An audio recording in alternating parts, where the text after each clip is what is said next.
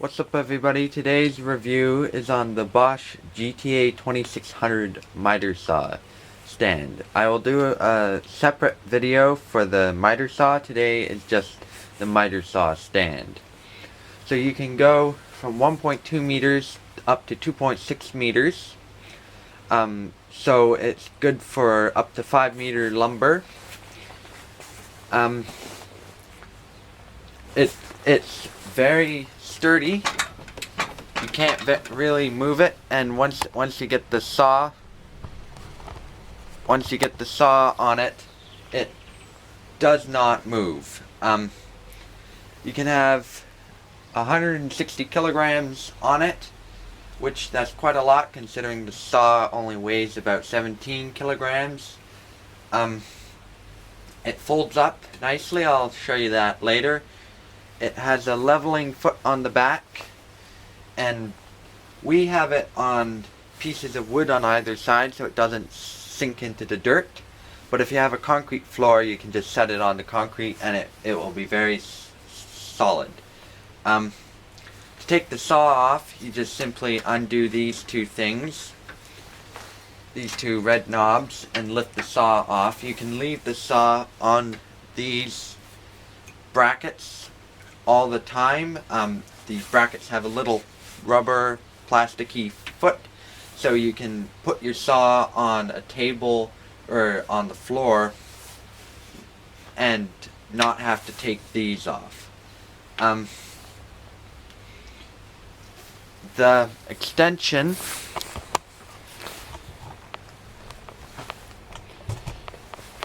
all you do is just turn this knob and pull it out. There's a little knob on the back here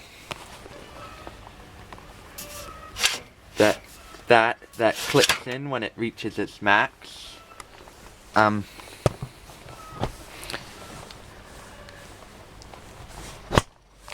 then you just tighten it up again.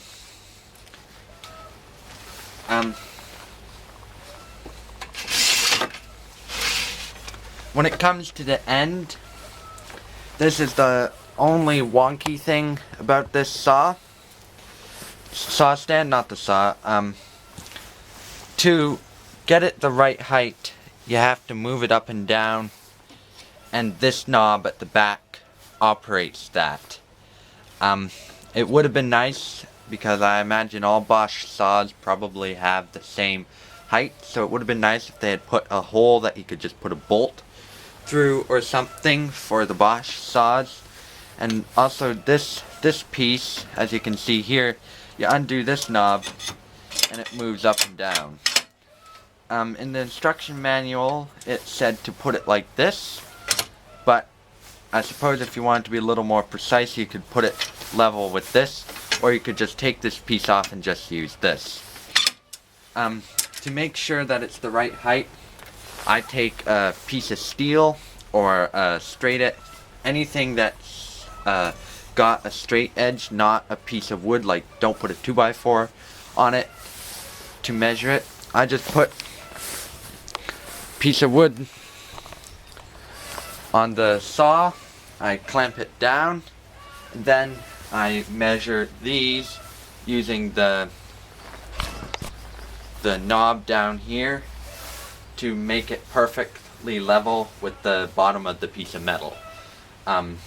Sometimes I use an aluminum screed, other times I use a piece of 20 mil tubing. It is a metal stand, as you can see.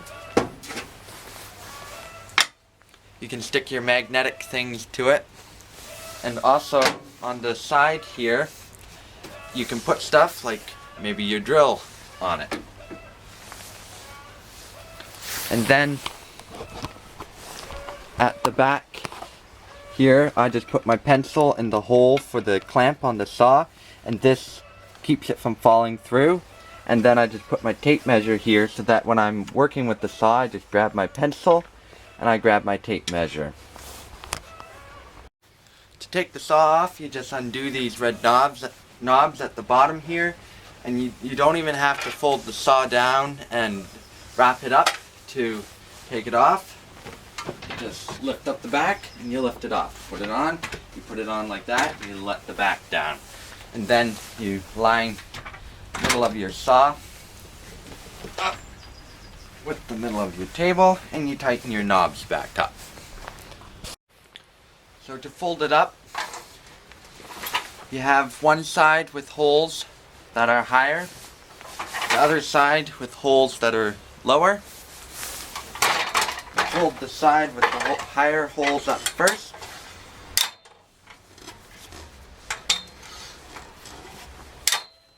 Then you fold the side with the lower holes up. Then there's a rod in the middle that you can carry it. And it only weighs about 14 kilograms. And it's about 1.30 meters long. So you can put it in the back of your van. Then when you want to fold it up again, undo the side with the lower holes. And this leg is the leg, as you can see on the bottom there, that has the leveling bolt on it. There's only one leg that has a leveling bolt on it, but I guess that's enough to level it off. I haven't ever really used this on uneven ground because it just sits in the shop here, but I imagine that if you just put a little piece of wood under one of the legs, maybe it would be fine. Without the saw on, it does wobble a little bit, but once you get it with all four legs on the ground and get the saw on it, it's fine. So this table's good for smaller saws and also transporting. Like if you have a very big, like a 12-inch saw, and it always sits in your workshop, maybe you'd want to get the GTA 3800.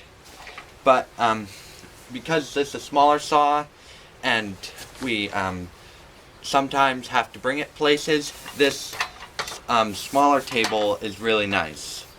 It does what you need it to, it does what we need it to do, and it's good and sturdy.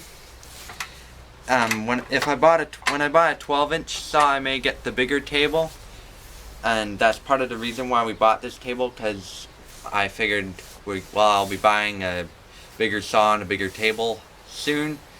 But for the small saw, it's good. I'll put the link in the description. I'm not sure if you can get this table in North America, but in Europe you can get it on Amazon and stuff.